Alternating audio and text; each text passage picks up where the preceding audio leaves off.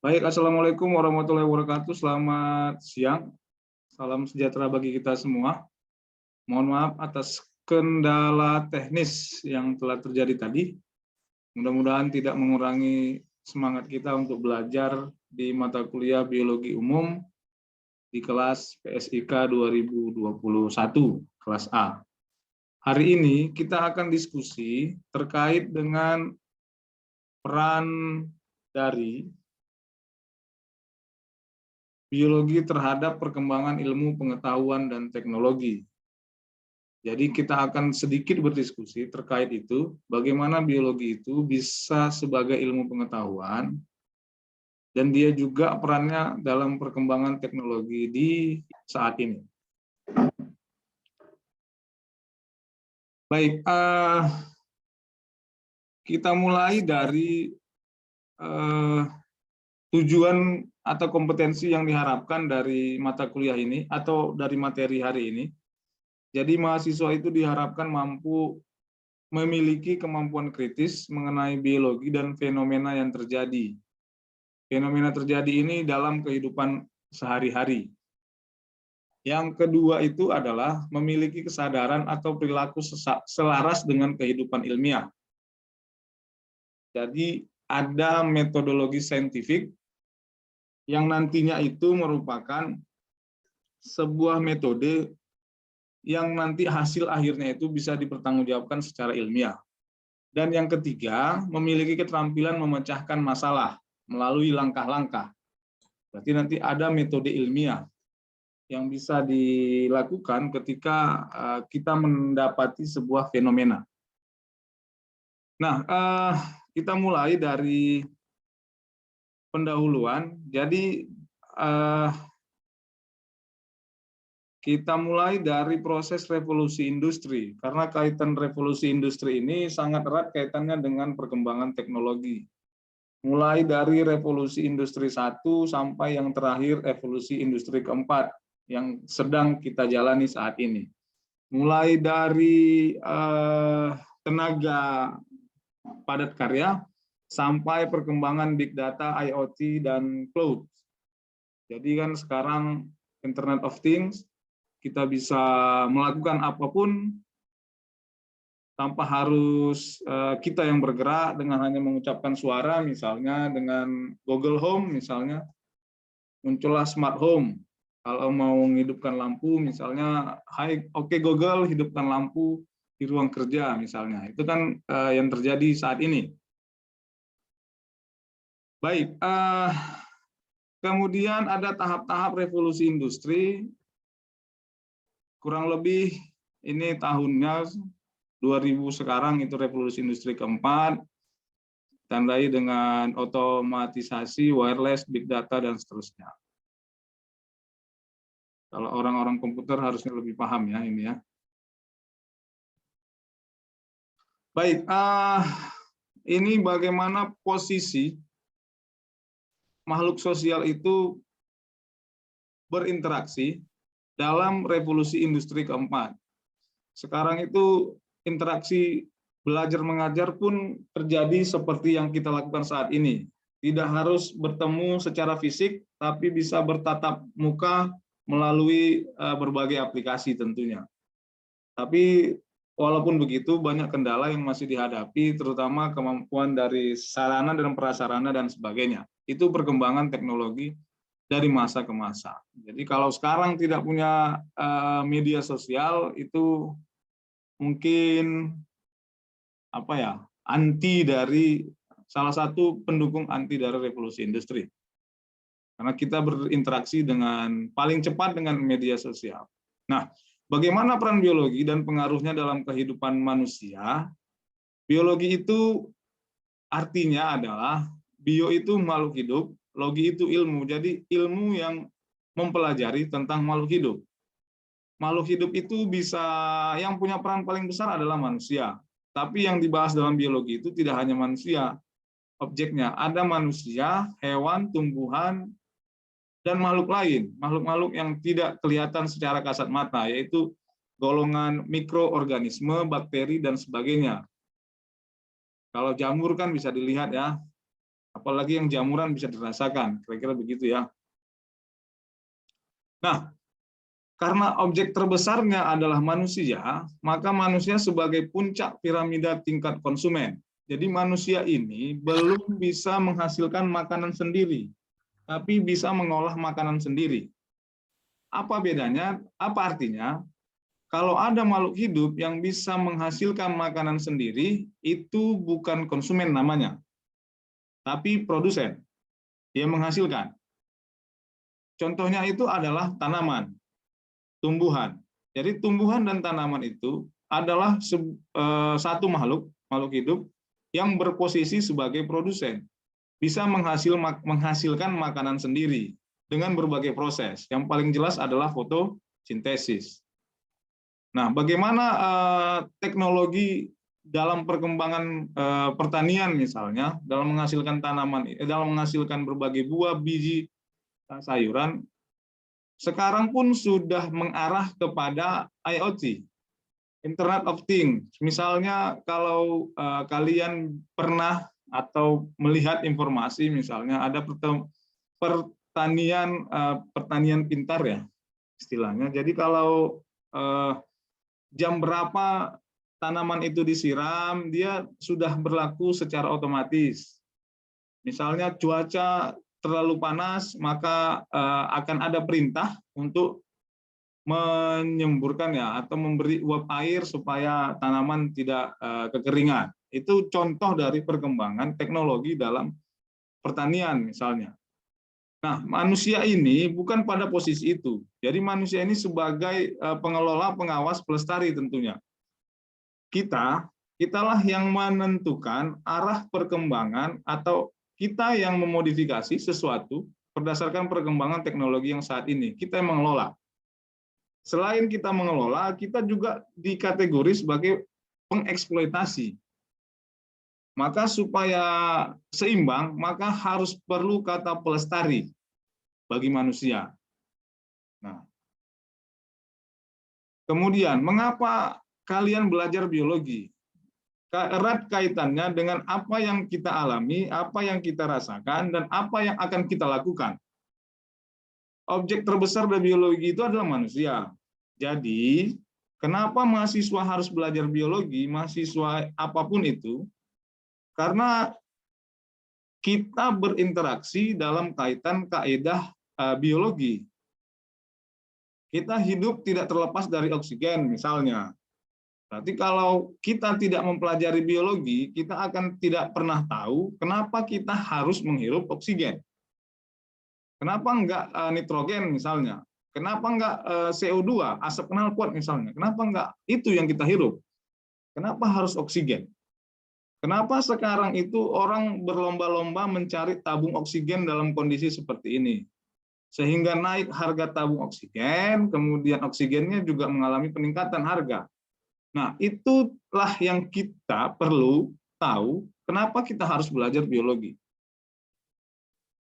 Nah, barulah kita dari situ, kita kembangkan teknologi apa yang bisa membantu umat manusia. Contoh misalnya dalam ketersediaan oksigen. Sudah banyak saat ini peralatan yang kecil bisa dibawa-bawa yang bisa menghasilkan oksigen. Tentu kan itu perlu pemikiran kritis dan kreatif dengan perkembangan teknologi sehingga kita merupakan bagian dari perkembangan teknologi itu. Kurang lebih seperti itu. Contoh yang paling dekat misalnya. Nah, bagaimana perkembangan biologi dari masa ke masa? Sekilas tadi kita sudah diskusikan, misalnya ada bibit pertanian, bidang pertanian, ada bibit unggul, rekayasa genetik, bidang kesehatan ada vaksin. Jadi pemanfaatan mikroba misalnya sebagai pupuk tanaman, sebagai pembangkit listrik misalnya. Jadi ada golongan mikroorganisme itu yang bisa menghasilkan energi listrik.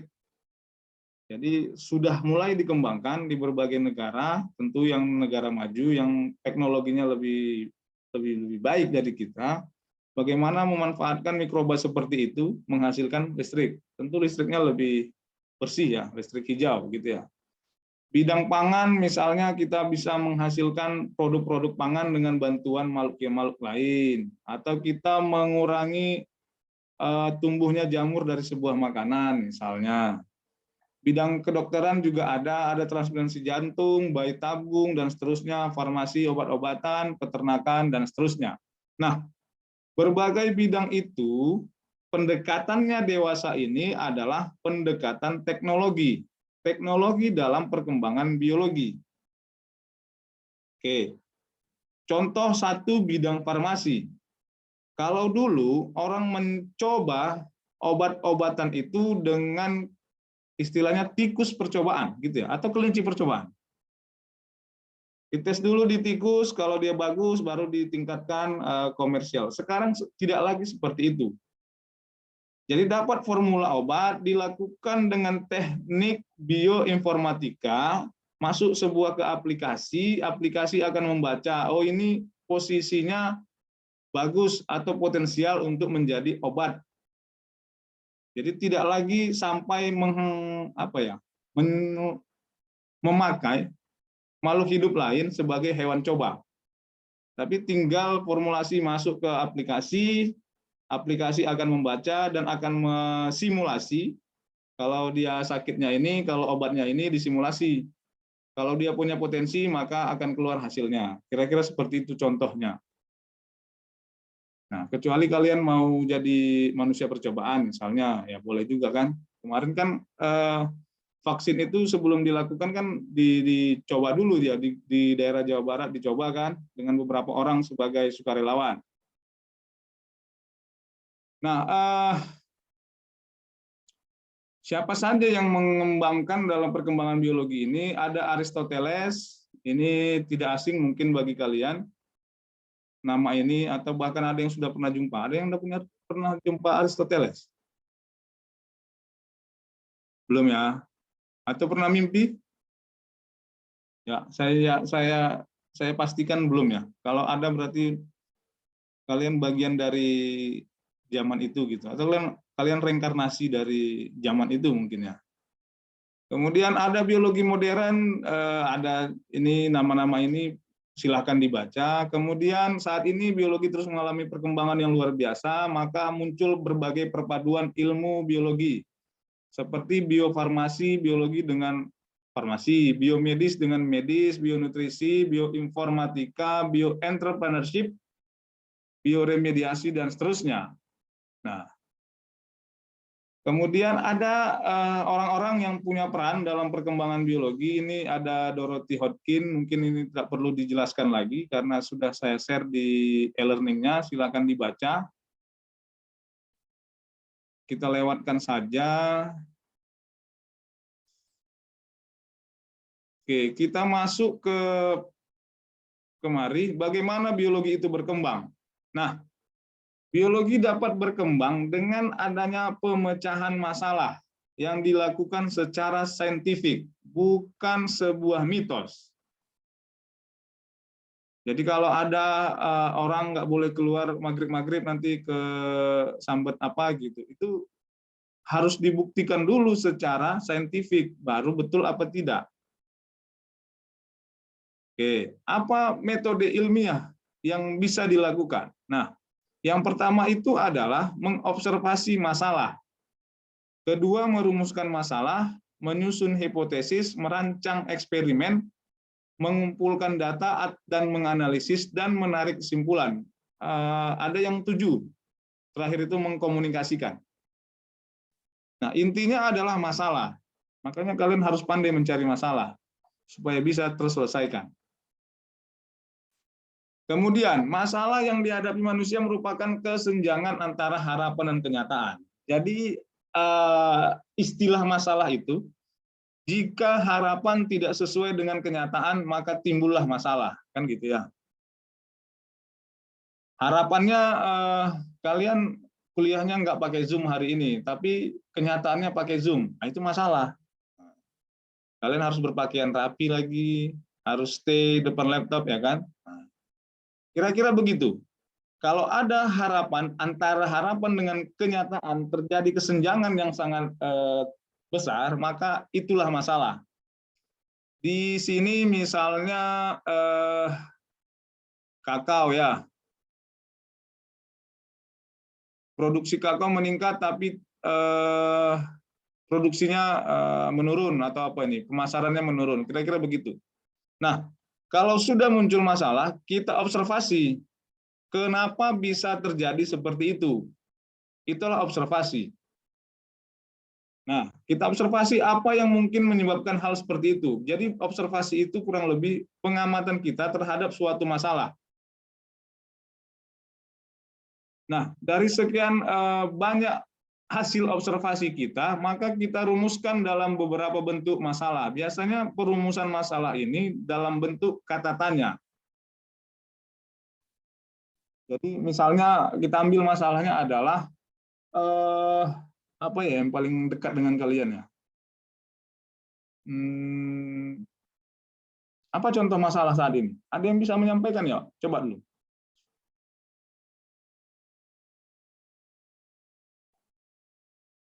Ada yang bisa menyampaikan sebuah masalah?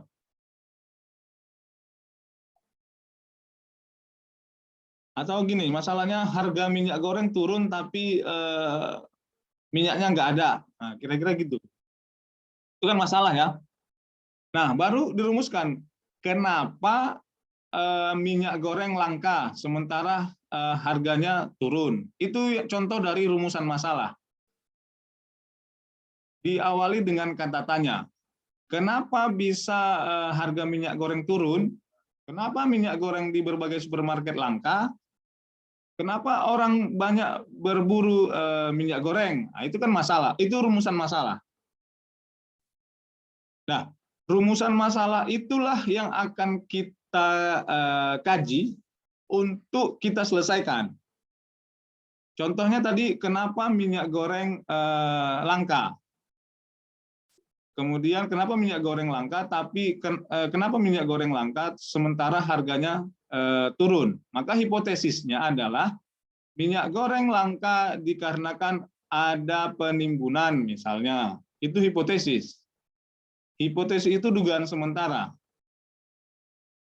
Dugaan sementara kita adalah minyak goreng langka karena adanya orang-orang yang menimbun atau membeli sekali banyak. Itu hipotesis, itu dugaan sementara kita. Maka dugaan sementara itu bisa kita buktikan dengan cara merancang eksperimen. Itu kan tadi hipotesis dugaan sementara, kayak seperti apa ya? Apa istilah dugaan sementara ya? Selain hipotesisnya. Menduga-duga, gitulah. Kita duga bahwa ada yang bermain, kira-kira begitu. Maka kita rancang eksperimennya. Kita lakukan observasi dari mana, kenapa. Kita kumpulkan, kita analisis dari berbagai hal. Maka baru sampai kita ke tahap simpulan. Jadi kita tidak bisa menyimpulkan sesuatu yang kita sendiri hanya menduga-duga.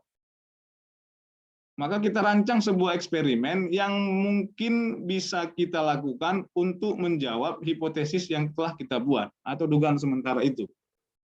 Baru bisa kita simpulkan kenapa. Kalau tidak, jangan coba-coba. Baru setelah disimpulkan, kita komunikasikan. Maka media komunikasi itu diantara jurnal. Itu yang kalian lakukan lah ya di Critical Journal Report. Kira-kira begitu ceritanya perkembangan biologi ini. Jadi jangan lupa untuk menganalisis rumusan masalah ini. Metode ilmiah ini harus paham.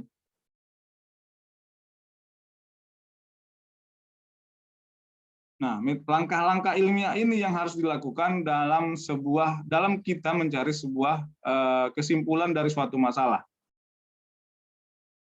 Langkah-langkah ini yang terus akan kita kembangkan. Jadi ketika ada sebuah fenomena, maka kita ikuti langkah-langkah ini untuk mencari kesimpulan dari fenomena itu. Sekarang masalahnya adalah orang kebanyakan tidak mengikuti langkah-langkah ilmiah ini, langsung mengambil kesimpulan.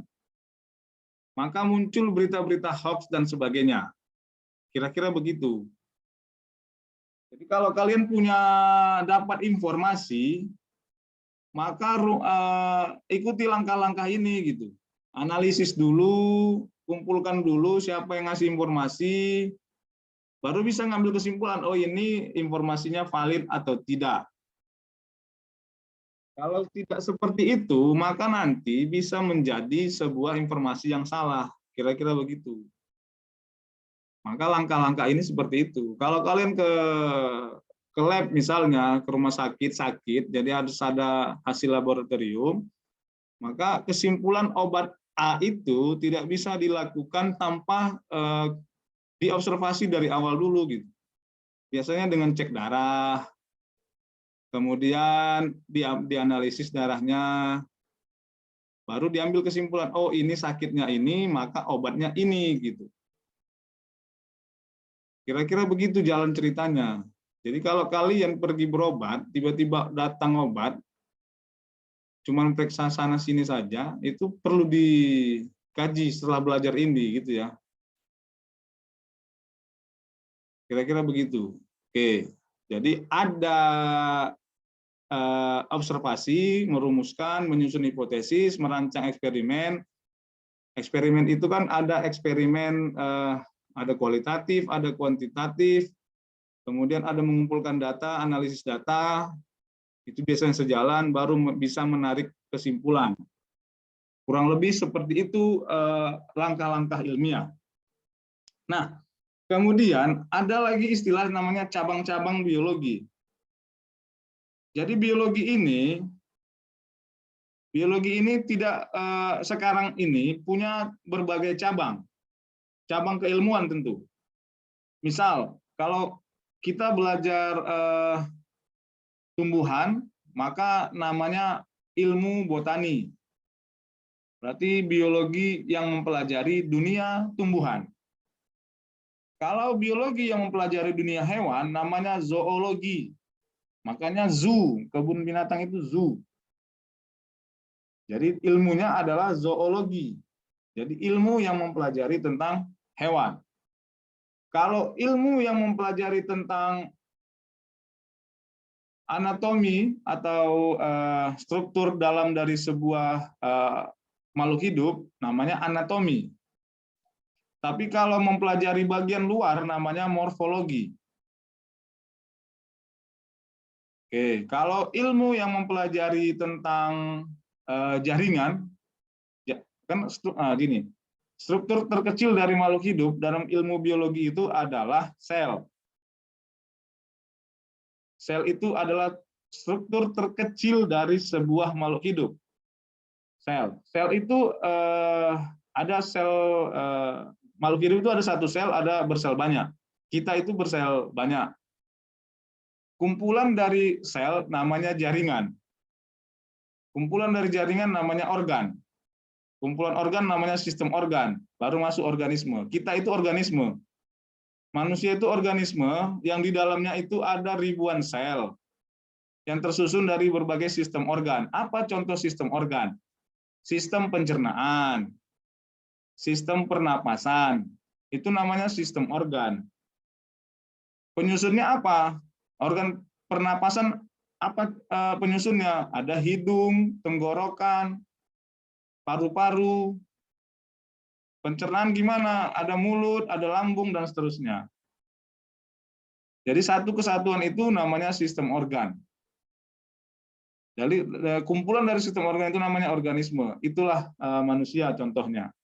Nah, itu contoh dari cabang-cabang biologi. Masih banyak lagi cabang-cabangnya. Ada yang mempelajari tentang bioinformatika, ilmu biologi yang dipadukan dengan teknologi informasi. Itu yang kita diskusikan tadi, contoh apa tadi? Tentang kesehatan tadi, obat-obatan. Ada biologi sel molekuler, itu kegiatannya lebih ke molekuler. Kemudian ada yang mempelajari tentang urutan takson, namanya taksonomi. Yang nama-nama Latin itu, kalau masih ingat di SMA ada nama Latin kayak padi namanya Oryza sativa. Itu kan nama spesies, di atasnya ada genus dan seterusnya sampai ke kingdom. Itu nama ilmunya taksonomi. Kira-kira itu beberapa contoh dari cabang-cabang biologi, dari banyak lagi cabang-cabang biologi. Nah, itu diskusi kita mungkin di sesi ini. Ada yang mau kita diskusikan tentang ini? Silahkan. Kalau enggak, kita lanjut ke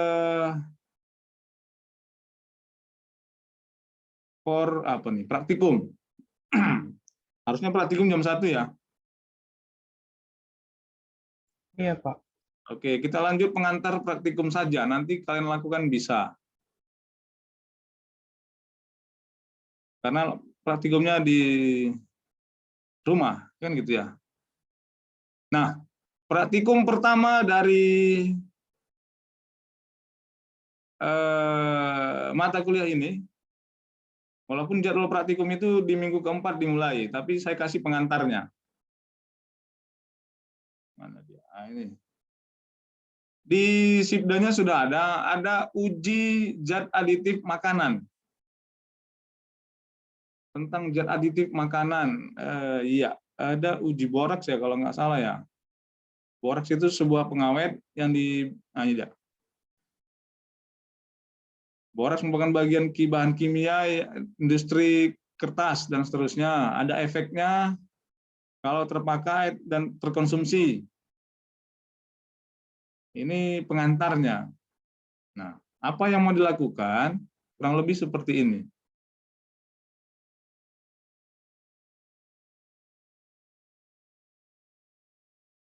Oke, praktikum yang pertama dari mata kuliah biologi umum ini adalah uji boraks dan formalin. Ini akan dilakukan di rumah masing-masing. Tujuannya adalah mengetahui cara mengidentifikasi kandungan boraks dan kandungan formalin pada makanan yang dijual di pasar. Dengan metode yang mudah. Ingat ya, metode yang mudah. Jadi metodenya mudah, jadi bisa dilakukan di rumah masing-masing. Alat yang digunakan itu adalah pipet tetes, lumpang dan alu, wadah plat. Jangan ditanya pipet tetes itu apa, tapi apakah harus pakai pipet tetes? Jawaban saya tidak. Pakai semua alat yang fungsinya sama dengan pipet tetes. Kalau seumuran kalian itu ada apa ya? Botol aqua gelas, tahu aqua gelas ya? Kan ada pipetnya kan? Kan sering tuh ya dimasukkan aqua gelas ke dalam, kemudian ditahan ujungnya, kan terikut airnya ya. Baru kalian semprot ke kawan kalian. Nah, itu kan fungsinya hampir sama dengan pipet tetes. Kira-kira begitu. Kemudian lumpang dan alu, cari semua alat atau semua semua alat lah yang punya fungsi sebagai lumpang dan alu. Kemudian wadah plat. Wadah plat ini untuk menggoreskan, jadi bisa pakai apa saja lah. Kemudian ada bahan yang digunakan. Nah, ada larutan kunyit, larutan buah naga, larutan ubi ungu, sampel makanannya ada bakso, tahu putih, mie kuning, pempek. Kenapa yang ini? Karena ini yang sering kalian jajan. Ada di sini yang nggak pernah makan bakso ya? Atau ada di sini yang tak tahu bentuk bakso gimana gitu? Nggak ya? Tahu putih tahu ya, mie kuning tahu ya, pempek tahu. Oke. Ada boraks, ada KMNO4. Nanti kita diskusikan masalah boraksnya. Nah, yang pertama itu uji boraks. Sebentar, ini gini maksudnya. Maksudnya begini. Yang pertama itu kupas kulit kunyit. Atau di sini ada yang bisa membeda, ada yang tahu kan kunyit itu lengkuas, tahu ya? Nah, tanyalah nanti keluarganya di rumah. Kupas kulit kunyit, buah naga ungu dan ubi ungu. Kulitnya. Kemudian haluskan dengan menggunakan lumpang, kemudian saring, ambil sarinya. Berarti yang tinggal apanya? Kalau diambil sarinya, ampasnya yang tinggal. Kalau mau masker muka, pakai ampas itu. Mau tahu mau masker kunyit mukanya ya kan? Tiba-tiba jadi apa ya, kuning matang gitu ya setelah masker kunyit ya kan. Kemudian setelah diambil sarinya, buat larutan kunyit, buah naga ungu dan larutan ubi ungu sebagai indikator. Harusnya kalau udah diambil sarinya bisa buat larutannya ya. Oke. Setelah itu buat larutan boraks sebagai pembanding dengan indikator. Jadi begini, larutan boraks itu digunakan sebagai kontrol positif. Kira-kira bisa nggak kalau nggak ada boraksnya? Harusnya bisa gitu. Kan ada video tutorialnya. Kan gitu. Kalau ada makanan terindikasi boraks, nanti lihat videonya. Kalau ada makanan terindikasi boraks, maka dia akan berwarna apa gitu. Jadi boraksnya boleh tidak ada gitu. Oke, kemudian haluskan bahan yaitu bakso, mie kuning, pempek, dan tahu yang akan diuji. Jangan banyak-banyak. Jangan baksonya sampai baksonya itu yang bulat 1 biji itu bisa dibagi 7 atau bagi 8. Jadi hanya sedikit mau dipakai. Kemudian mie kuningnya juga, empek-empeknya juga, dan tahunya juga. Jadi kalau kalian ada yang berdekatan, satu bakso itu bisa dipakai sampai 8 orang. Sedikit saja. Kemudian letakkan sedikit bahan-bahan, itu kan, letakkan sedikit bahan-bahan yang telah dihaluskan ke wadah, mau pakai piring atau apa terserah. Kemudian teteskan bahan yang akan diuji dengan meneteskan larutan larutan indikator kunyit. Jadi kunyit itu larutan indikator sederhana untuk melihat adakah indikasi boraks dalam sebuah makanan. Kemudian amati perubahan yang terjadi. Apabila bahan uji positif mengandung boraks, warnanya berubah menjadi kuning, kecoklatan, hingga coklat. Jika hasil ujinya negatif, tidak terjadi perubahan warna. Contoh tadi yang paling pahit itu mie kuning ya. Nah, mie kuning taruh ditetesi kunyit, makin coklat apa enggak? Nah, kira-kira begitu. Cara menetesinya bagaimana? Tetes sekali, 2 kali, 3 kali, sampai berapa ya? 10 kali atau 12 kali. Kalau tidak terjadi perubahan warna, udah jangan lanjutkan gitu. Harusnya sekali sampai 5 kali udah ketemu, atau sekali pun udah ketemu harusnya sekali. Oke, kemudian teteskan bahan yang diuji dengan larutan indikator, buah naga ungu ke dalam setiap bahan, jadi kunyit juga, buah naga juga, kemudian apa? Oke. Oke, dari sini berarti ada 3 sampel bakso, paham ya? Satu sampel itu ditetesi dengan kunyit, satu lagi dengan buah naga ungu, satu lagi dengan ubi ungu. Paham ya? Jadi 3 ya. Karena ada 3 yang mau kita tetesi. Kemudian uji formalin juga seperti itu. Oke, uji formalin ini karena KMNO4 itu nanti kalau uji formalin di apa ya? Apa namanya? Dilihat tutorialnya saja. Karena terkait dengan KMNO4 ini. Ya. Jadi fokus ke uji boraks saja dulu ya. Oke. Nanti buat tabelnya seperti ini. Nih, uji boraks nih. Jadi tabel yang utama itu tabel yang ini dulu. Nanti lihat di yang ini, yang boraks ya, yang boraks. Formalin nanti saja. Isilah itu. Kunyit, hasil pengamatan, sampel bakso, hasil pengamatan gimana. Jadi begini, tambahkan satu kolom lagi di sini. Gini buatnya. Oke, biar lebih apa ya? Sebentar. Insert kolom. Oke.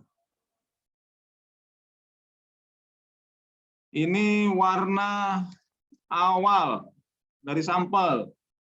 Ini warna akhir setelah ditetesi. Oke. Gini ya. Jadi warna awal bakso itu apa? Kemudian setelah tetesi jadi warna apa? Baru kasih kesimpulan. Paham ya? Oke. Nah, mengerjakannya masing-masing. Kalian kan sering makan bakso, tahu, jadi sesekali gunakanlah ini gitu ya. Oke. Kapan dikumpulkan? Dikumpulkan di minggu keempat. Hasilnya ini. Nah, bagaimana jadi kumpulkan minggu keempat? Ini tabelnya dulu kumpulkan nih. Tabel ini dulu. Oke. Oke, nanti buat namanya di Word, buat nama di atas, baru langsung hasil pengamatan. Yang pertama itu prosedur kerja. Jadi atau nanti saya kirimi bentuk laporannya. Oke, jadi ini bisa dilakukan mulai hari ini atau besok terserah. Tapi minggu keempat hasil sudah dikumpulkan. Kurang lebih seperti itu yang akan kalian lakukan di praktikum pertama. Ada yang mau bertanya enggak? Silakan.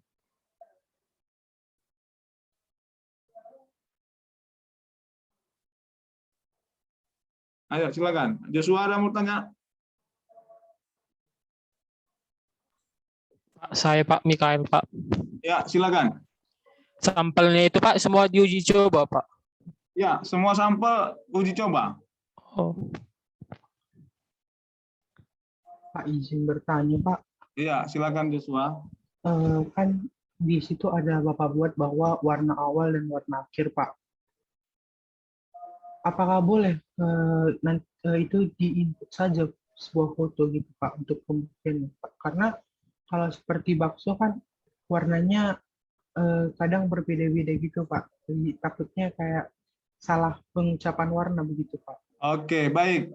Sangat baik saran Joshua. Oke, jadi kita simpulkan untuk warna awal dan warna akhir dilengkapi dengan dokumentasi foto. Oke, karena tidak di-print jadi mungkin tidak terlalu memberatkan untuk nge-print warna. Silakan foto kemudian masukkan ke di sini. Ya. Tapi yang terang fotonya ya, jangan yang gelap ya. Bawalah ke bawah sinar matahari biar jelas warna. Tapi kalau mau foto juga kasih backgroundnya itu yang kontras ya, biar ketahuan perbedaan. Terima kasih Joshua. Jadi kita sepakat untuk warna awal dan warna akhir dilengkapi dengan dokumentasi foto. Oke, baik. Oke, baik. Ada lagi yang mau ngasih saran silakan. Atau yang mau memberatkan lagi silakan, memberatkan praktikum ini. Enggak apa-apa. Silahkan. Kan kalau bakso tahu kan jadi gini, usahakan bakso itu yang gimana ya? Bukan yang bermerek atau gimana? Atau belinya di supermarket nggak usah gitu. Beli yang di pinggir-pinggir jalan, tapi jangan bilang ini beli bakso mau diuji borak, jangan bilang, nanti kan dikejar-kejar tukang bakso itu gitu. Oke, baksonya tentu bukan yang telah dikuahi ya, apalagi dikasih saus, cabai atau apa bukan ya. Jadi bakso yang segar itu, yang baru siap direbus itu, jangan tanya lagi baksonya dimasak apa tidak. Bakso itu pasti masak gitu. Kalau nggak akan jadi bakso gitu. Ya, tapi jangan dikuahi, disausi. Itu nanti setelah itulah. Setelah sisanya kalian kuahi, bakso makan bolehlah, terserah. Oke, buah naga merah saya pikir tidak terlalu mahal karena banyak. Kemudian juga ubi ungu juga tidak terlalu mahal biayanya. Sekalian lah kan, nanti naga merah sisanya di jus, kalian minum jus. Yang ubi ungu sisanya direbus, kalian makan ubi ungu sore-sore. Kira-kira begitulah.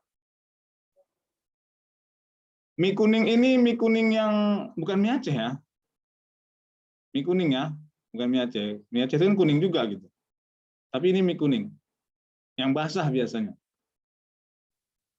Oke, ada yang lagi mau bertanya? Silakan. Ini saya record. kalau nggak salah.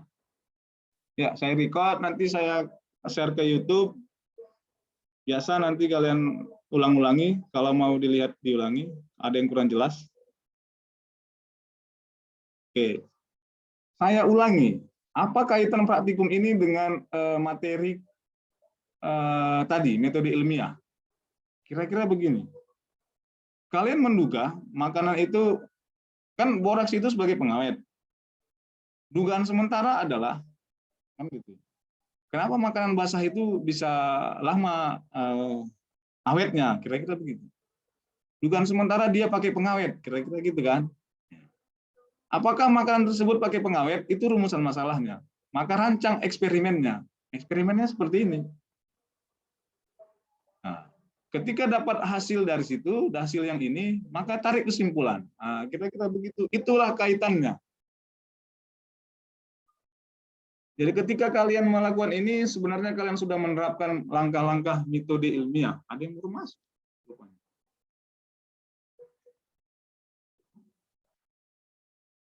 Oke, itu ya. Kemudian yang terakhir yang perlu saya ingatkan, kalau sudah ketemu hasilnya, jangan bilang sama jualan itu, Pak, Bu, ini makananmu terindikasi boraks. Gitu. Jangan. Habis deh nanti. Ini tes sederhana ya. Ini tes sederhana. Artinya sederhana itu kita mencoba sesuatu dengan memanfaatkan indikator-indikator alami. Tapi belum tentu kita bisa langsung menjustifikasi bahwa makanan ini gitu ya. Biarlah kalian sendiri yang mengetahui itu gitu. Kira-kira begitu. Oke. Paham ya? Ada yang mau bertanya ya? Silakan. Jadi nanti waktu praktikum kita nggak kuliah lagi ya. Joshua ya. Pak, mau nanya, Ya, silakan. yang dikumpul cuman hasil tabel pengamatan aja kan Pak? Oke, baik. Yang akan dikumpul, formatnya akan saya berikan kemudian. Biasanya itu ada cover, ada latar belakang sedikit, kemudian ada prosedur kerja. Prosedur kerja itu sama yang kayak ini. Mana dia? Prosedur kerja itu ini prosedur kerjanya. Nah, ini. Ya kan? Kemudian hasil dan pembahasan. Biasanya seperti itu. Saya cek dulu apakah panduannya seperti itu atau panduannya diberi kebebasan. Begitu ya. Paling lama 2-3 hari ini akan saya kabari.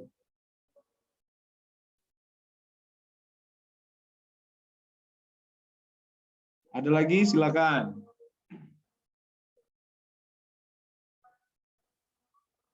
Sepertinya tidak ada lagi, Pak. Oke, baik.